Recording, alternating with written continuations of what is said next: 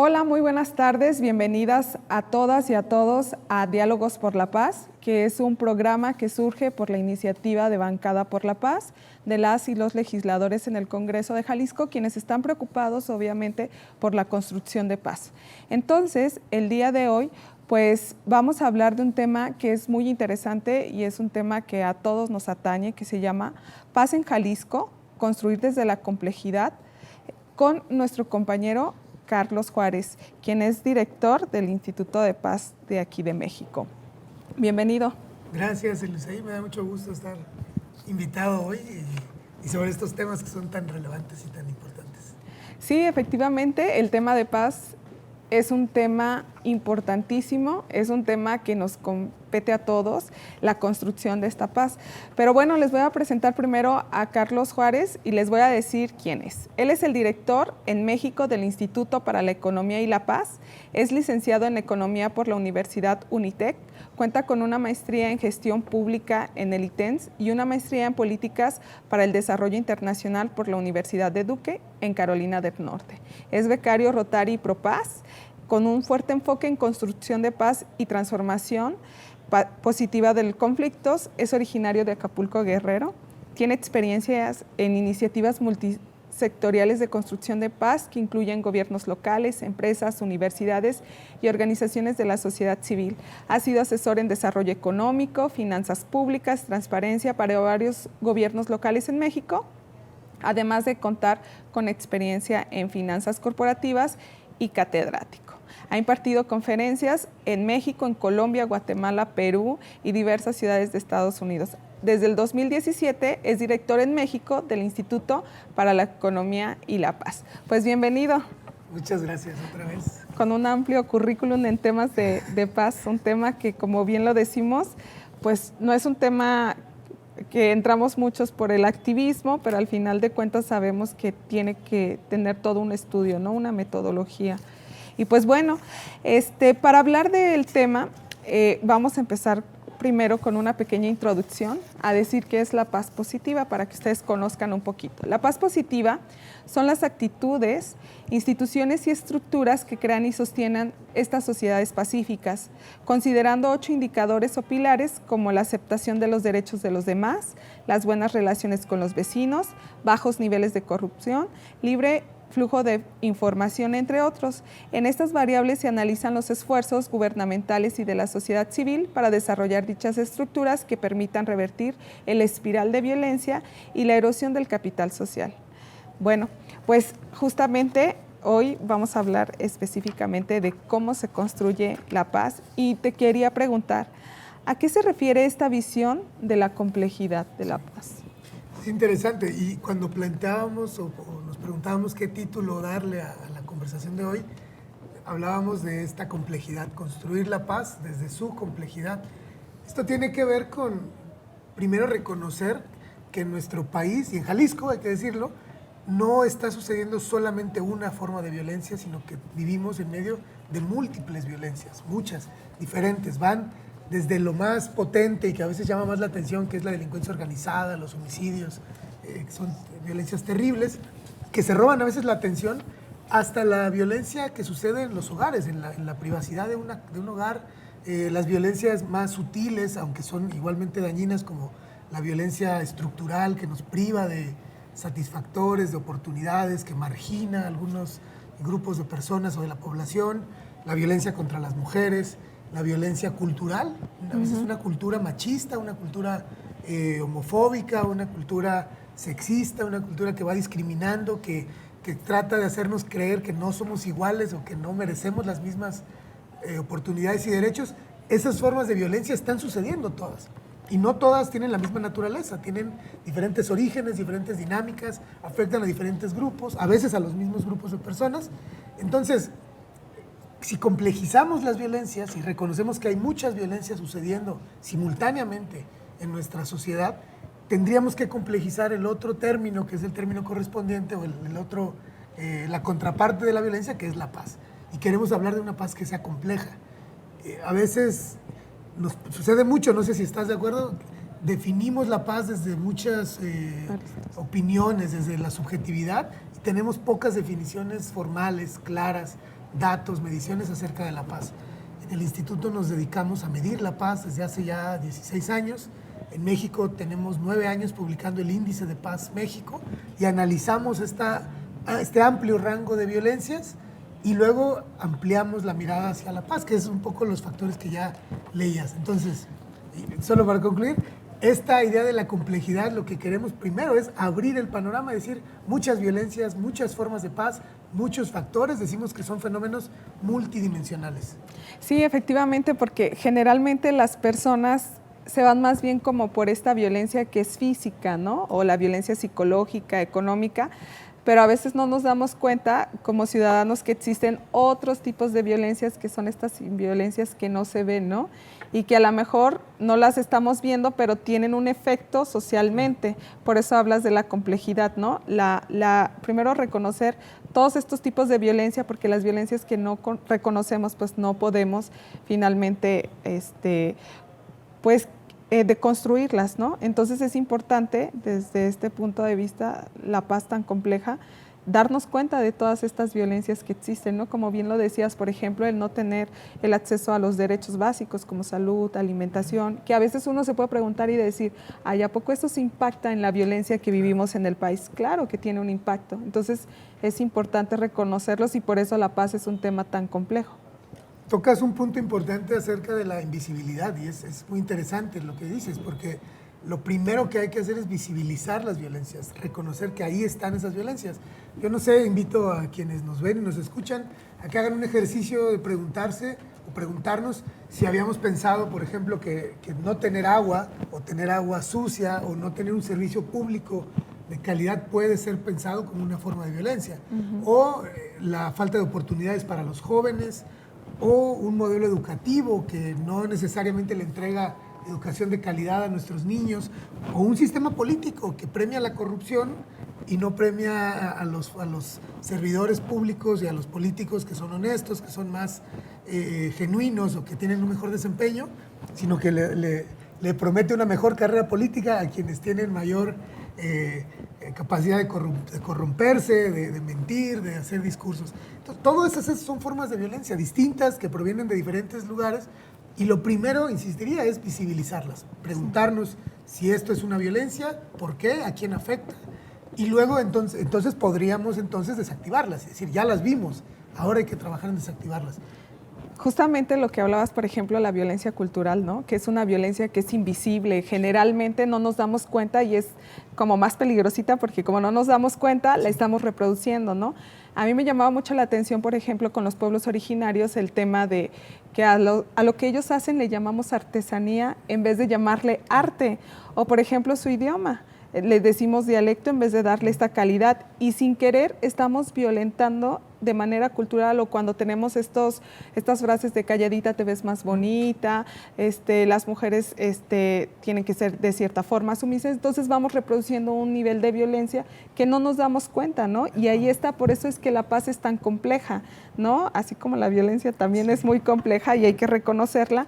Cuando la reconocemos, como bien tú dices, cuando nos preguntamos, analizamos, entonces podemos hacer un ejercicio de reflexión, ¿no? De pensar en qué parte estoy siendo violentado, qué está sucediendo, pero también podemos entender la paz diferente, ¿no? No la paz como un concepto solamente como paz, ¿no? Sino que hay diferentes tipos de paz, ¿no? Y que al final de cuentas esta también es una construcción que podemos hacer los ciudadanos y eso es lo importante, que en el tema de paz le podemos entrar todos, no es algo que solamente le interesa a cierto grupo social, sino al final de cuentas a todos nos importa, ¿no? Nos conviene. Me gusta esto que dices de promover una reflexión y yo le agregaría también una reflexión que sea autocrítica. Hay ahí una primera revelación, una primera idea que yo diría, es que si preguntamos quién es violento aquí, tú y yo, quienes nos están escuchando, pues si yo no soy un delincuente, si yo no he asesinado, si yo no golpeo a nadie, pensaría que no soy violento, ¿no? Desde esta lógica de que la violencia es solamente física o verbal. Pero cuando abrimos este panorama y decimos es que la cultura puede ser violenta, es que discriminar a alguien es violencia. Menospreciar a alguien, ser indolente hacia el sufrimiento ajeno, contribuir a la corrupción, también me convierte en violento. Ahí decimos la mala noticia es que todas y todos tenemos un grado de violencia en cierto sentido, y la buena noticia es lo que dices. Entonces, si reconocemos que todos ejercemos algunas formas de violencia, al discriminar, al ser machista, al reproducir las inercias sociales o culturales, si reconozco que yo también cometo violencia, quiere decir que si yo transformo mi conducta, mi actuar, mi comportamiento, mi lenguaje, puedo ya empezar a construir paz en mi entorno inmediato. Y esto nos lleva a una pregunta que nos hacemos quienes vivimos en entornos de violencia. Decía yo, me hacías favor de leer mi ficha biográfica, soy de Acapulco. Sí, claro. Y eso para mí es una carta de presentación porque he vivido la violencia más dura también, igual que hoy estamos viviéndolo en Jalisco, en Guadalajara, en otros municipios. Lo que nos preguntamos cuando vemos esta violencia tan terrible es, ¿y yo qué puedo hacer? ¿Nos armamos? ¿Perseguimos criminales? No. ¿Qué hacemos? ¿O nos encerramos y nos aislamos por miedo? Esta visión de la paz compleja, de la paz positiva, lo que hace es darnos algunas rutas, algunas señales de por dónde podemos empezar a construir la paz nosotros como protagonistas desde la autocrítica y desde un compromiso social más fuerte. Sí, como lo dices, como actores sociales, o sea, finalmente nosotros como ciudadanos no estamos ajenos a estos y sí nos asustamos cuando vemos la violencia, pero pocas veces nos preguntamos cuáles son las causas, qué hay detrás de esa violencia, cuáles son los factores, cuáles son estos estímulos que está en lo social, a lo mejor está en lo biológico, está en lo cultural y que si nosotros nos vamos dando cuenta, pues podemos ir desarticulando un poquito y podemos generar esta prevención, ¿no? Y podemos al final de cuentas apostarle a la paz, que es lo importante. Entonces me gustaría también hacerte una pregunta, porque muchas veces la gente confunde el término de paz con el término de seguridad pública. A veces creemos que es más fácil, no, hay un problema de violencia, mátenlos a todos, métalos a la cárcel, mano dura, mano fuerte, y entonces a veces como que se confunde este término, ¿no? ¿Qué es la paz y qué es la seguridad pública? Sí, hay una distinción importante y a veces, como bien dices, las usamos como términos sinónimos, ¿no? Entonces, algo que decimos desde esta visión compleja de la paz es que la paz incluye a la seguridad pública, es parte de la paz, pero no es un sinónimo. La paz es mucho más que la seguridad pública. En esta mirada o este marco conceptual de los 8 pilares de la paz positiva, lo que decimos es que la paz positiva, la paz de largo plazo, una paz duradera o una paz compleja, tienen que ver con 8 factores por lo menos. Con gobiernos que funcionan bien, con el tejido social y las relaciones de confianza entre las personas de una comunidad, tienen que ver con la libertad de expresión, con reducir las desigualdades, con garantizarle a todas las personas los satisfactores mínimos para vivir con dignidad.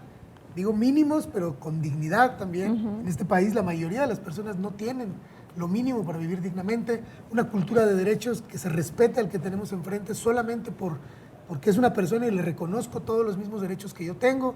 Bajar la corrupción es otro pilar, una ética pública y privada más alta, un estándar ético más alto, y finalmente el pilar de la economía.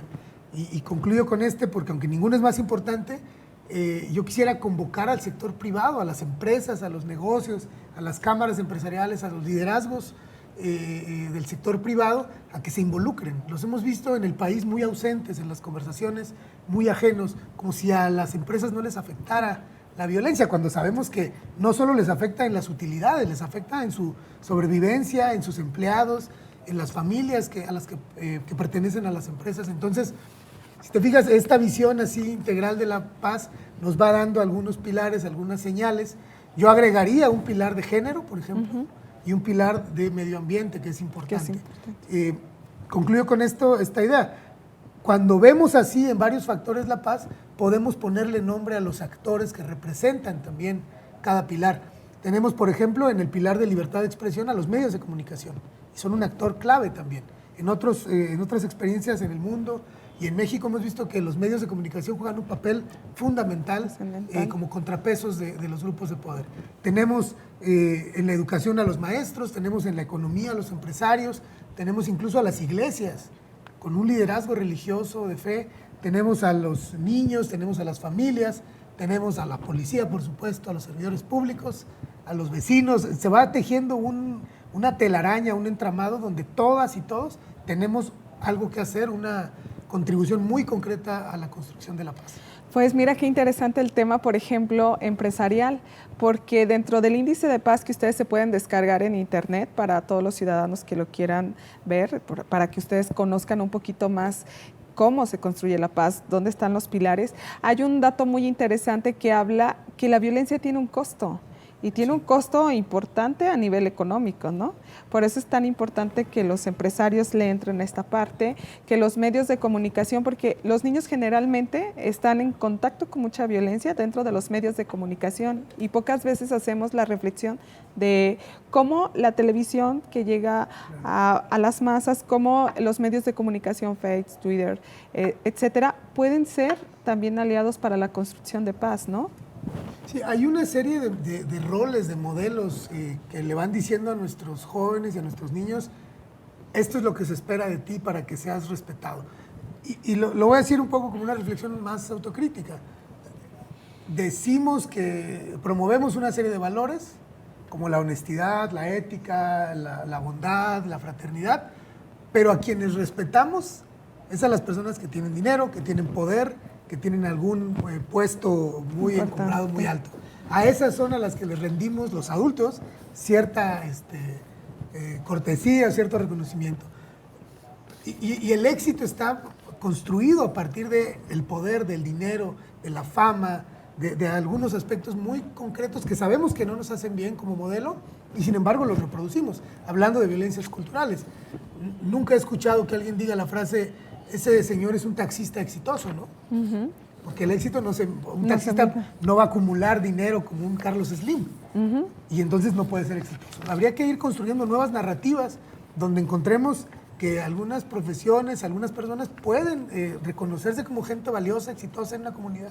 Más allá de si tiene dinero o no tiene dinero, si tiene poder o no tiene poder, porque es una contradicción esto que les decimos a los niños y lo que ellos ven de nosotros, ¿no? Sí, fíjate que efectivamente el tema de dignidad humana, cuando los ciudadanos entendemos o las personas entendemos que la persona es valiosa por su esencia, por lo que es, no más que el tener, claro, sino esta parte de ser, y también que como que tenemos un modelo muy capitalista en donde, como bien lo dices, o sea, el exitoso tiene que lucir de esta forma, pero también una ama de casa puede ser exitosa, también una persona, como dices, un taxista es exitoso, la gente que cocina en su casa y que a lo mejor le encanta, también es éxito. Estamos como socialmente muy determinados por esta visión, pero finalmente que hagas lo que tú quieres, que al final de cuentas tengas unas buenas relaciones, eso también es parte del éxito, pero no lo decimos. No lo reconocemos, ni lo valoramos. Y en este proceso nuestros jóvenes están abandonados, están siendo asesinados, están siendo reclutados, están siendo desaparecidos y parecería que no hay quien oponga resistencia y diga, estos jóvenes son míos. Uh-huh. Los discursos políticos están llenos de que los jóvenes son el futuro y cosas muy bonitas, pero que en la realidad no están traduciéndose en políticas, en estrategias que les garanticen primero seguridad a las juventudes y luego oportunidades de desarrollo, oportunidades de ser felices, de soñar. La esperanza de vida de las juventudes ha venido creciendo y hoy, por ejemplo, uno de los datos que está en el Índice de Paz de México es que el disparo de arma de fuego, el muerte por arma de fuego, es la principal causa de muerte del rango de edad de entre 15 y 35 años en México. Es decir, los jóvenes. La principal causa de muerte de los jóvenes es el homicidio por arma de fuego. Y en Estados Unidos, para ese mismo grupo de edad, la principal causa de muerte es la sobredosis de fentanilo. Es el fentanilo que se procesa aquí en México, se manda. Y para los niños de primaria en Estados Unidos, la principal causa de muerte es el disparo de arma de fuego.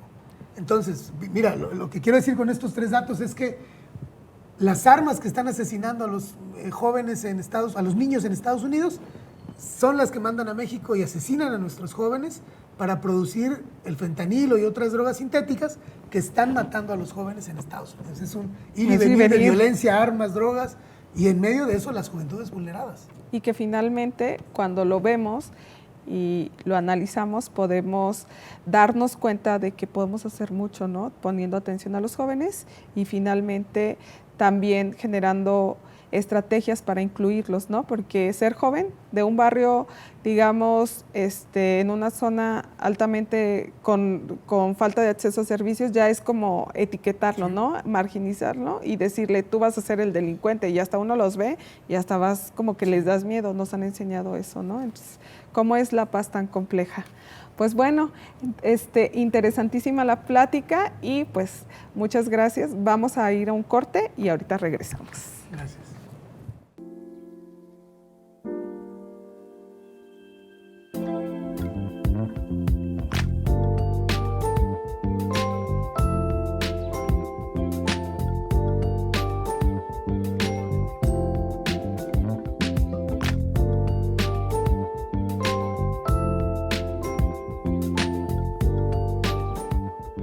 Pues regresamos nuevamente aquí a Diálogos por la Paz con este interesante tema, Paz en Jalisco, construir desde la complejidad, con nuestro invitado Carlos Juárez. Pues bueno, como lo íbamos diciendo, pues la paz es muy compleja, todos podemos entrar a la construcción de paz, no es un tema que esté alejado, sino todos le podemos abonar. Y algo importante es mencionar que Carlos es el director, bueno, y también del Índice de Paz, y pues te voy a preguntar, ¿cómo estamos en cifras aquí en Jalisco y en México en temas de paz? Bien, esa es la pregunta. Esta es la pregunta importante. Con el índice. Si me permites, te platico un poquito qué es el índice. Sí, para platícanos qué es el índice. No han escuchado de esto antes. En el Instituto para la Economía y la Paz hacemos una publicación anual, cada año. Revisamos cifras de violencia, de paz, algunos indicadores y hacemos un cálculo, un índice compuesto, ¿no? Hacemos un cálculo ahí econométricos, matemáticos, unas fórmulas y llegamos a una calificación, de tal manera que ponemos en un ranking o en una clasificación a las 32 entidades del país. En ese sentido, a veces pues es una manera de dar seguimiento, de decir cómo vamos, en qué mejoramos, en qué empeoramos, a qué hay que echarle más ganas, qué funcionó en la política pública, y damos seguimiento a varios indicadores como homicidio, violencia familiar, violencia sexual, el uso de la prisión preventiva, delitos que se cometen con violencia, algunas actividades de la delincuencia organizada. En ese sentido, en el último índice que realizamos, que mide todo el año 2021 completo, lo que encontramos es que Jalisco está en la posición número 19 de 32 entidades. Entonces mejoramos, ¿no? Una leve mejora, yo no diría, estamos muy bien, hay que seguir trabajando, porque Jalisco estaba mucho más alto en otros años. En años, hace 5 o 6 años ocupaba posiciones más altas. Entonces, hoy lo que hemos visto, pues quienes nos escuchan y viven en Jalisco tendrán la mejor opinión sobre cómo se vive, qué peligros hay, qué miedo hay, qué inseguridad hay o no. Vemos, por ejemplo, que aunque en el último año los homicidios han mejorado un 10%, han disminuido un 10%, en realidad cuando miramos la tendencia de largo plazo en los últimos 6 años, los homicidios han crecido un 101%, es decir, se han duplicado. Jalisco tiene la tasa de homicidios número 27 del país, entonces es muy alto los niveles de homicidio. Los delitos que se cometen con armas de fuego también han crecido un 70%. Los homicidios con armas de fuego crecieron 109% en los últimos 6 años. Y el robo ha crecido 181% también en los últimos 6 años. Habrá quien diga, bueno, pues eso es cosa de las autoridades, deberían ponerse las pilas, tienen razón. Pero luego les quiero dar otro dato. La violencia familiar en Jalisco ha crecido un 39% en los últimos 6 años también. Y Jalisco ocupa la posición 28 en violencia familiar a nivel nacional. A nivel nacional ocupa la posición 21 de violencia sexual. Y la violencia sexual creció un 86% en los últimos 6 años, 40% tan solo en el último año. ¿Qué quiero hacer? No los quiero deprimir, yo sé además que esto no les es nuevo, pero quiero insistir en esta visión de que hay muchas violencias. La violencia sexual, la violencia familiar tiene que ver con las dinámicas, cómo nos relacionamos, qué dinámicas familiares en nuestros círculos y en nuestros entornos de amigos, de familia, de cómo nos relacionamos hombres y mujeres específicamente. Y eso no tiene que ver con la potencia de la delincuencia organizada, eso es otro tema. Entonces, queremos pintar un panorama general de las violencias para también pronto decir, bueno, ¿qué podemos hacer? ¿Por dónde transitamos? ¿Y qué oportunidades tenemos para mejorar? Sí, es impactante cómo ha aumentado el nivel de violencia y sobre todo la violencia que dices familiar. Y esta violencia familiar, finalmente, en los adolescentes que tienen en conflicto con la ley, casi el 96% de los adolescentes en conflicto con la ley han visto violencia en casa. Entonces es importantísimo, ¿no?, abordarla y darnos cuenta que también pues viene de un modelo, de una construcción en donde a veces nuestra educación como padres es adultocentrista. Creemos que los padres somos los que tenemos la razón y vamos como dejando esta visión importante de los niños, niñas y adolescentes y somos autoritarios, ¿no? Y a veces somos golpeadores y esto también se va a reproducir en todas estas dinámicas sociales. Me llamó mucho la atención. Pero también me gustaría preguntarte qué rutas o posibles soluciones a todo este tema de violencia que vivimos en el país y que muchos de nosotros pues también hemos sido víctimas, ¿no? Y también la hemos generado en cierto sentido. Entonces, ¿qué rutas posibles podemos tener para justamente plantear que se vaya construyendo la paz? Sí. A veces cuando hablamos del tema de la paz se romantiza mucho, ¿no? Y dicen, ya van a decir un rollo ahí hasta religioso a lo mejor, o muy romántico. Y en realidad el trabajo por la paz es un trabajo que se hace, necesita mucho valor, mucho arrojo, ¿no? Mucho trabajo. Decimos que tienen que suceder muchas cosas al mismo tiempo. Lo primero que habría que reconocer es que si las violencias y los problemas sociales son complejos, las respuestas de política pública tendrían que ser igualmente complejas para poder atender estos problemas. Lo que hemos visto mucho son soluciones simples, unidimensionales, o que parecen como de corto plazo y queremos resultados rápidos. Otros expertos dicen que el tiempo que nos tomó destruir es el tiempo que nos toma reconstruir. Y estamos hablando de que la violencia en Jalisco no surgió de la noche a la mañana, sino es un proceso de descomposición, de debilitamiento de las instituciones, de pérdida de confianza de los ciudadanos en sus autoridades, en su policía, de tolerancia a la corrupción probablemente, de una apatía social, del tema educativo. Es decir, todos estos factores van deteriorándose y un día nos despertamos con una balacera. Y dijimos, ¿cómo llegamos a esto de la noche a la mañana? Pues no fue de la noche a la mañana. Hay que ir descuidando todos los factores sociales para llegar a este punto en el que un día despiertas y parece que todo surgió apenas hoy, ¿no? En realidad hay que revertirlo. Y para eso, para poder revertir o para poder construir una paz más compleja y más duradera, lo que vuelvo a la idea que mencionaba antes, y es todos los actores sociales tenemos una responsabilidad. ¿Qué le toca a cada quien? Esa es la pregunta. Donde hemos visto que funcionan bien algunas iniciativas de paz, lo que vemos como un patrón o una constante o un factor común es que se logran poner de acuerdo miembros de la sociedad civil, ciudadanía de a pie, así común, las autoridades, los empresarios, los medios, te decía incluso las iglesias a veces llevan un rol importante, todos los actores, o muchos actores por lo menos, las universidades, los académicos, abordando desde la interdisciplina y estos problemas tan complejos. Primero, ponernos de acuerdo para poder trabajar juntos, porque un actor solo no puede resolver. No, justamente cuando se generan políticas de prevención del delito, eso lo marca la ley y lo marca la teoría.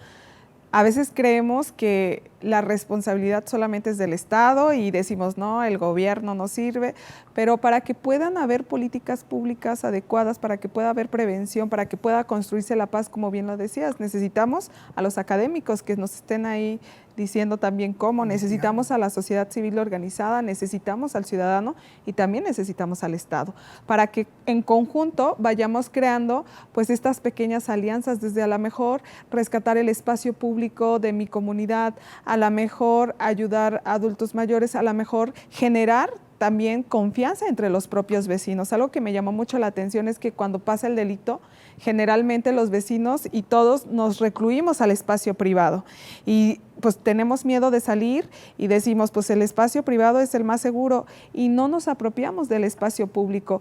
Cuando somos más los que queremos que haya paz, que haya bienestar, estar socialmente bien, pero nos da miedo y entonces no nos apropiamos de este espacio y hay que salir al espacio público también a apropiarnos, ¿no?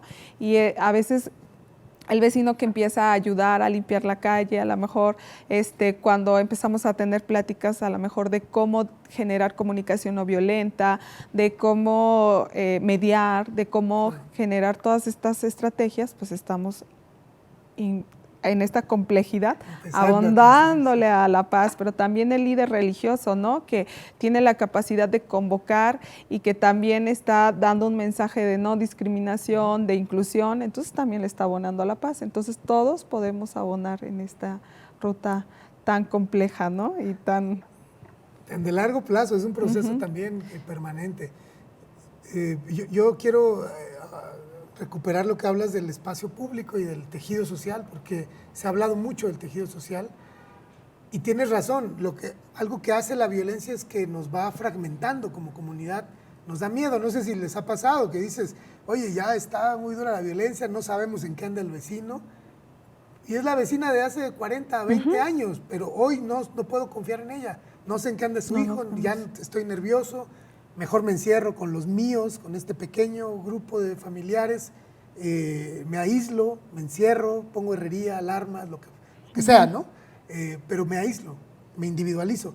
Y esto es exactamente lo contrario de lo que necesitamos construir, que es una colectividad, un sentido de comunidad, de colectividad, de que estamos juntos, de que estamos conectados y un conjunto de relaciones humanas en una comunidad es lo que nos salvaría. Ese es el famoso tejido social.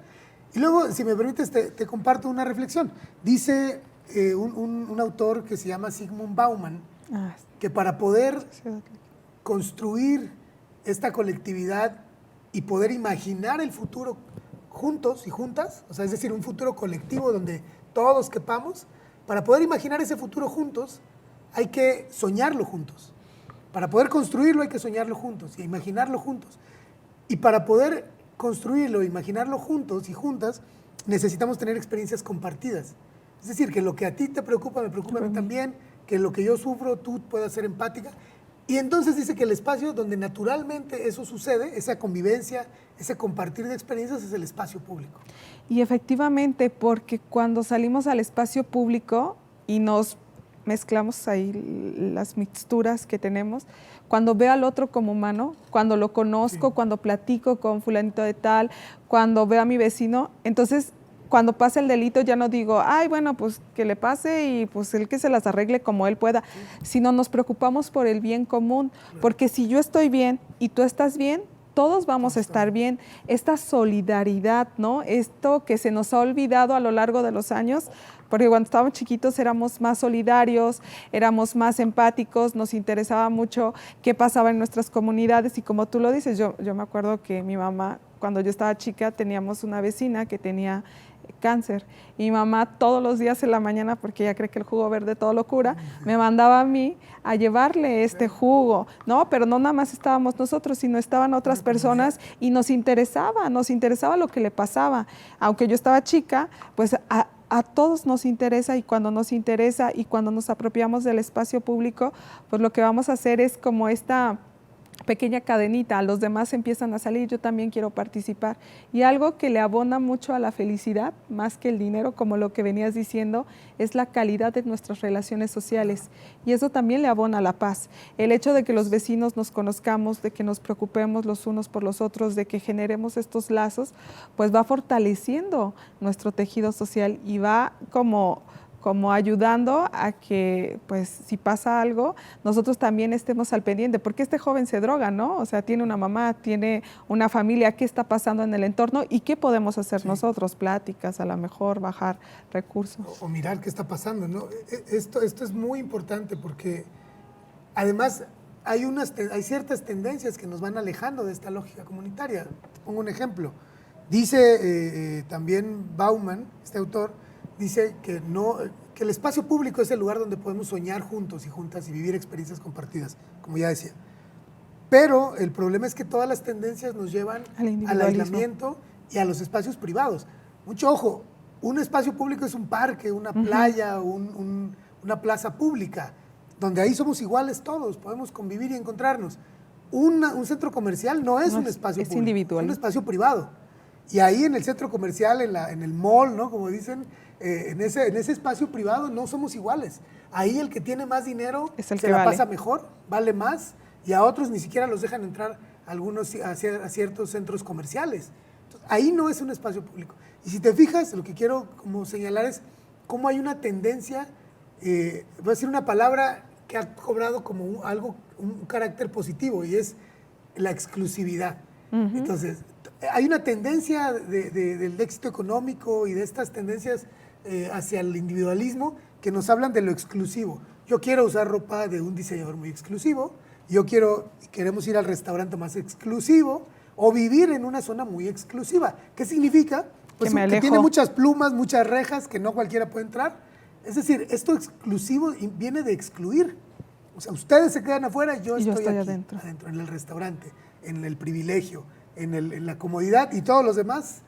Como los nuevos guetos, ¿no? Como esta es lo que hablaba hay un estudio de la UDG que hizo aquí de Guadalajara, como que nos estamos generando guetos, es decir, las zonas exclusivas y al lado está la zona totalmente marginada, ¿no? La zona en donde hay poco o nulo acceso al servicio básico, y como tú lo dices, o sea, nos vamos como separando en este individualismo sin darnos cuenta que lo importante es que todos compartamos, ¿no? Y que al final de cuentas, en el marco de la ley es que todos somos iguales, pero finalmente este individualismo nos lleva a estas problemáticas sociales tan fuertes, ¿no?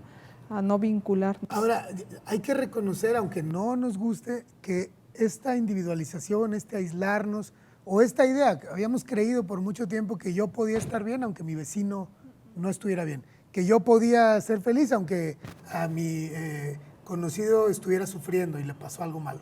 No se puede, estamos interconectados.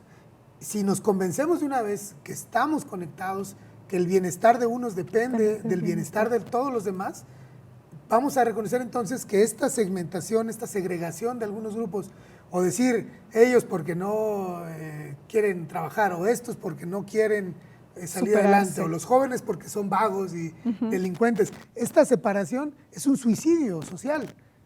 Se regresa en otras formas de violencia. No podemos aislarnos de la comunidad en la que vivimos, no hay forma. Porque también los estamos violentando indirectamente, estamos generando una violencia que ya después, el excluir, el marginar, el discriminar, el que no tengan oportunidades tarde o temprano, pues se va a revertir en nosotros, ¿no? Pues ¿qué va a ser de un joven que no tiene acceso a la educación, que no tiene acceso a un trabajo, pero que en las redes sociales todo el tiempo están diciendo no eres exitoso si no traes el iPhone, la marca... Consíguelo como puedas, ¿no? Consíguelo como puedas, y pues eso es importante. Entonces, pues es un tema muy interesante esto del tema de paz. Y pues para cerrar, ¿nos puedes dar alguna conclusión que verías tú como lo trascendental para que en Jalisco los ciudadanos, el gobierno, la academia podamos generar paz? No es fácil, yo propondría, a pesar de que no es fácil, propondría intentar hacer un cambio de mirada. Tratar así como que yo traigo los lentes, ponernos unos lentes y que empecemos a ver los problemas que nos preocupan desde una mirada de las relaciones. ¿Quiénes se relacionan en este problema? ¿Qué necesidades no satisfechas están aquí sucediendo? Y también hacer un ejercicio de autocrítica y decir qué hemos permitido que suceda que nos ha traído a esta realidad. Hay una tentación de añoranza, de nostalgia por el pasado y decir, antes sí que estábamos bien, hoy ya todo está mal. Pero si pensamos que el pasado es lo que nos trajo hoy a este presente que no nos gusta, creo que hay que imaginar nuevas formas, otras maneras de relacionarnos, de convivir, de hablar. Ahora vemos nuevas formas de hablar y visibilizar las violencias. Y ahí yo quiero reconocer el papel histórico que han jugado las mujeres en esta etapa de la historia del país para decir, oigan, ustedes no se han dado cuenta tal vez, pero no está bien lo que está pasando, y denunciar y visibilizar las violencias que sufren las mujeres en este país y en el mundo. Eso es ya un servicio que hay que agradecerles a las mujeres, a los grupos feministas, aunque a veces estemos de acuerdo no en las formas o en lo que sea, no importa, están visibilizando algo. Ahora nos toca a nosotros, los hombres, o quienes reproducimos los machismos, nos toca decir, ya no puedo decir que no sabía, ya me dijeron, ya me corrieron la cortina, me mostraron que esto es violencia, ahora ¿qué voy a hacer yo asumiendo una responsabilidad? ¿Cómo me deconstruyo, pues todos reconociendo nuestras violencias nos podemos deconstruir. Pues muchas gracias y agradecerles también a ustedes el que hayan estado sintonizándonos. Y pues para despedirnos nos vamos a quedar con una frase muy importante. Dice, la paz no puede lograrse a través de la violencia, solo puede lograrse mediante la comprensión. Es de Waldo Emerson. Pues muchísimas gracias y nos vemos en la próxima emisión. Hasta luego. Muchas gracias.